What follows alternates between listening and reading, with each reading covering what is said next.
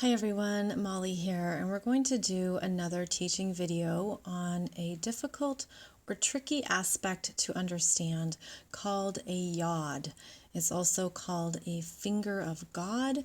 It goes by a few different names, but essentially what we're talking about is a rare configuration, a rare aspect between three planets or points in your chart that involve two quincunxes or inconjuncts. Now I have these here in green because if you have a full color chart that shows up as a green line in your chart. So this is a quincunx here, and you can see that's what this symbol means. And then over here at the top we also have a quincunx, and then right here is a sextile. Okay, so let me walk you through what this means. So these energies, the quincunx, which is 150 degrees, okay, 150 degrees between Venus at 26 degrees of Aries, quincunxing Pluto, Jupiter, and Uranus. You can see that Jupiter is at also 26 degrees, Virgo, 15 minutes, and Jupiter is conjunct Pluto and Uranus. So these are all clustered together here around that 26 degree point in Virgo. And then up here, the third planet in the mix is Neptune at 26 degrees of Scorpio retrograde. So these three energies are in an interesting conversation. The sextile right here means that these energies actually have some harmony to them and some flow. So assuming you know the basics of astrology, the Virgo energy is sextiling the Scorpio energy there of Neptune and Scorpio.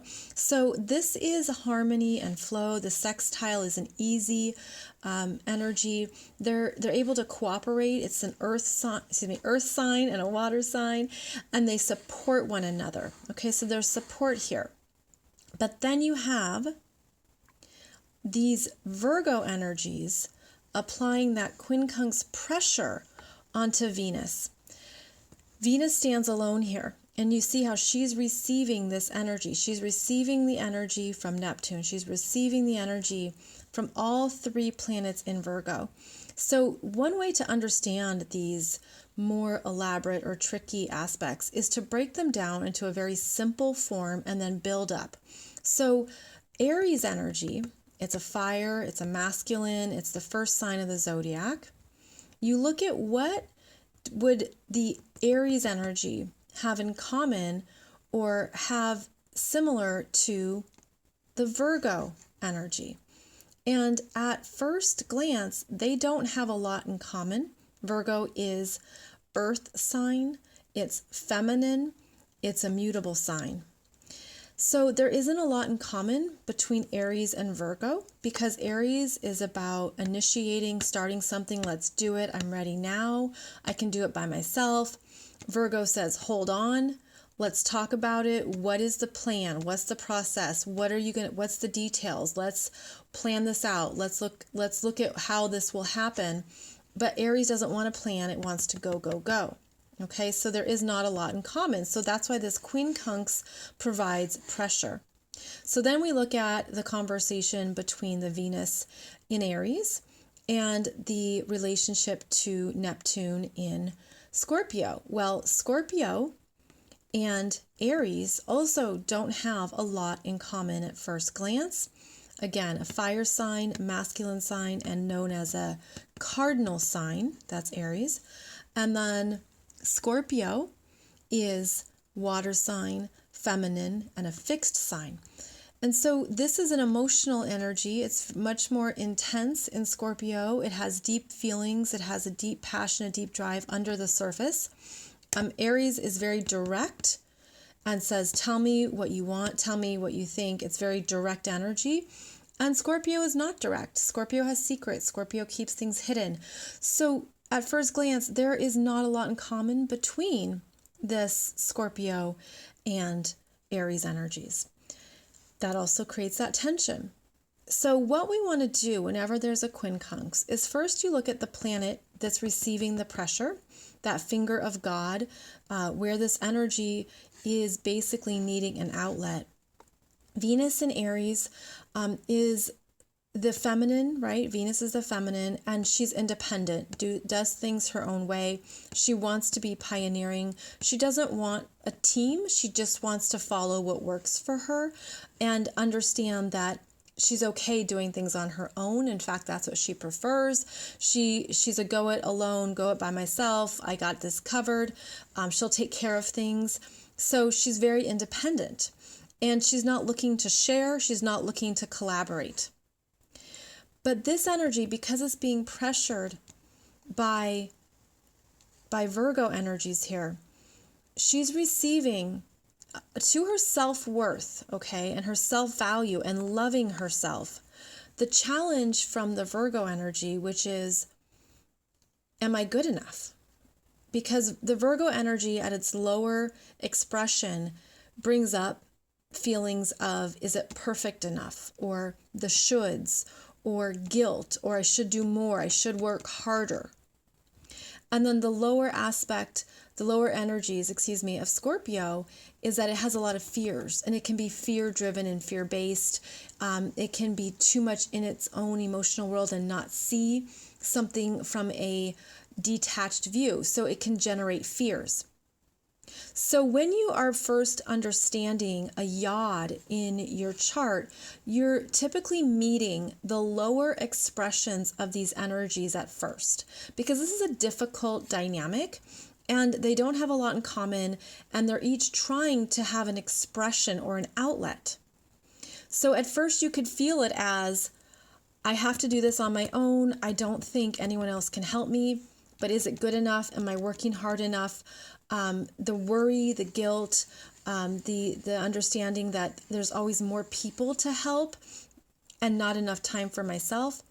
And then the Scorpio fears around, it's never enough, and maybe I'm resenting it. Maybe I don't feel powerful in this. So first recognize the lower energies that are showing up. Then once you do that, you have the opportunity to raise the energetics here to work with this whole dynamic differently. Now, in this yod, Venus is receiving the pressure. She's in control. But at first, it feels like she's receiving pressure. And the way that I think of it is, well, she needs to get to that place where she's okay standing on her own and essentially able to receive this energy, but without letting it infiltrate or overly affect or diminish her. So she needs to get stronger. And because this is a finger of God, there's something here around, in this lifetime, this is the planet that really needs to evolve and grow because of this discomfort and this pressure. This is the chosen one, okay? This is where you shift the energy at that focal planet, and it shifts the energies of how you work with this dynamic.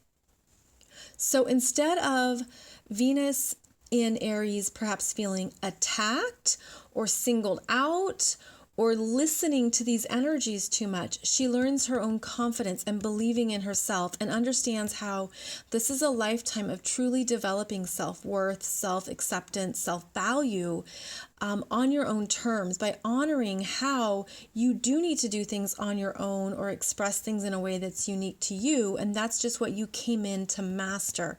But there's discomfort on this road to mastery until these other energies understand too how they can express a higher state of energy and consciousness. So you take the Venus in Aries that wants things now. It's impulsive.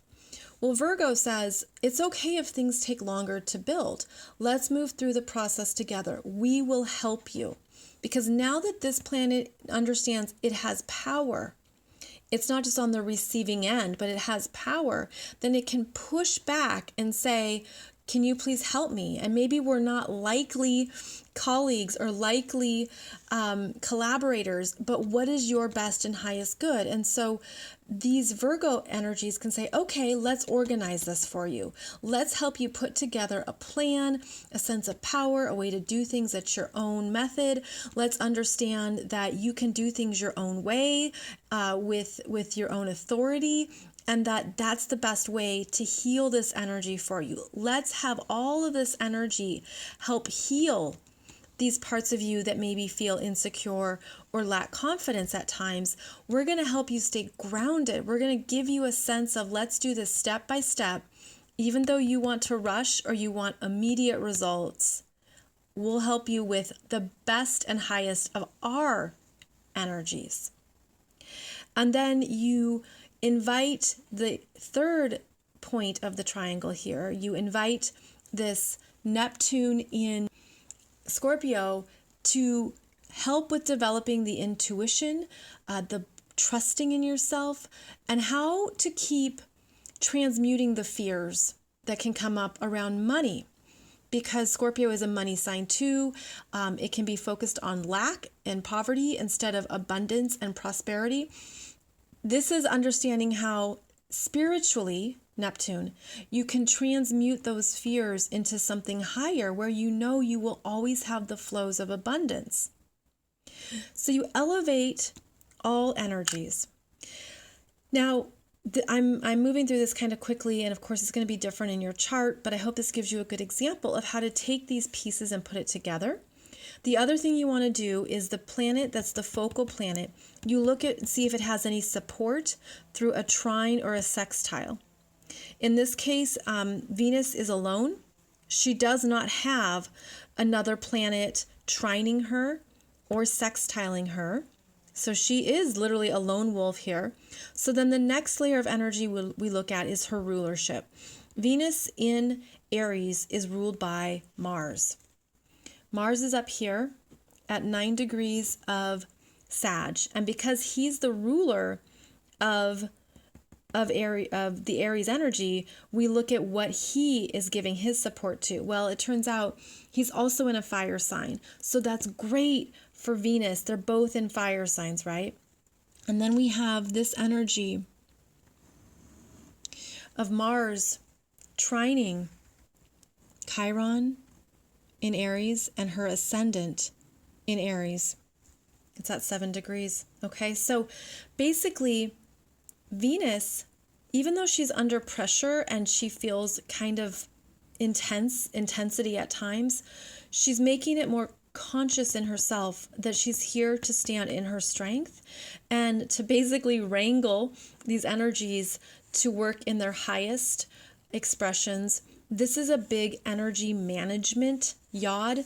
All yods are about managing your energy in a conscious way. But she isn't alone because she has support.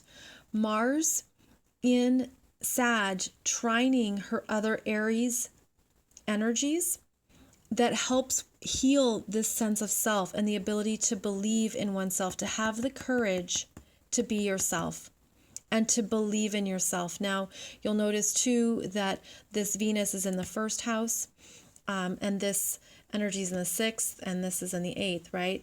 So this client, this wonderful woman that I get to work with, she has fears around money because of how she grew up and how the family made her believe certain things around poverty consciousness, and that she doesn't know if she can work enough to support herself.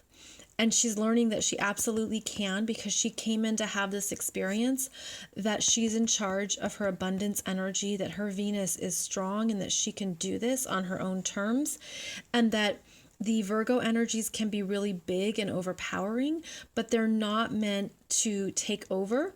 They're meant to be part of her healing. The other thing that both Aries in the first house and Virgo in the 6th house have in common is the body. This is your sense of self and how you identify with your physical body. And then the 6th house in Virgo is how you take care of it. So physical maintenance, your physical self and physical maintenance. So the body is one way that she's meant to be in charge of her energy and to love herself and to stay strong in who she is and what she's here to honor in her self-identity. So there's always ways to go further with the yod configuration. And you would look for the rulership of this focal planet and what's happening with that energy. And then you look to see where that energy shows up in the chart. Not only does it trine her Chiron and her ascendant, but the Mars in Sag there, it opposes her Sun and Mercury. So we can keep going further with this, obviously, to kind of follow the energy trail.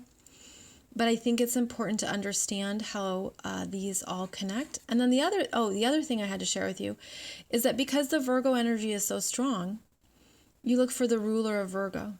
And the ruler of Virgo, at least in the what I've learned through the years, I find a fitting ruler is Chiron. And I know that many people also attribute Mercury. Mercury was the ruler of Virgo. And so you can actually go with both planets as rulership of Virgo energies. And so she has a very strong Chiron, right? So that Chiron in Aries is how this Virgo energy comes out through the body, through trusting herself, through believing in her own ability to heal herself. And that Aries energy gives her guts and courage and strength to be herself. And then we look at the Mercury energy because that's also a ruler of Virgo. And Mercury in Gemini conjunct the Sun in Gemini. She's very smart woman, and has read a lot about how to heal these energies of money for her and how to think about it differently without the mind taking over. So it's always dynamic when we go further into astrology to look at all these connection points. But it's important to see that we always have choices and we always have a higher viewpoint to manage these energies. And then, of course, one more thing, just to add a little bit more fun to this puzzle, is that her south node, so here's her north node at 26 Pisces, her south node is right here in Virgo, conjunct her Jupiter. And so then that south node is at 26 degrees and also part of this yod. So she's working through this energy for lifetimes of healing, lifetimes of servitude, lifetimes of feeling like there wasn't enough or any guilt. She's busting through these blocks so that she can stand stronger in herself and who she is and who she's meant to be on her own terms. And that's part of this strong Aries energy. So just to quickly review, the yod. You look for these two quincunx lines, and you'll notice that the three planets are in conversation. These two planets are able to connect and have harmony, but they're both applying pressure on this single planet. So you follow where this single planet has support, where this single planet can find what it needs to stand strong in itself, and to understand that this is part of your mastery in this lifetime, that this yod is showing you through that finger of God energy. This is what you're here to turn around, to raise up, to express from a place of power and strength, even if it doesn't feel that way at first. Work with this energy and you will understand how to master the yod, and that can change things around for you in really amazing, clear ways. So I hope this has been a beneficial video for you, my friends. Thank you so much for joining me on my YouTube channel. I hope that you enjoy listening to the weekly podcasts as well, and you'll find more information about me and my offerings below this video. Take good care, and I'll be back soon with another astrology video for you.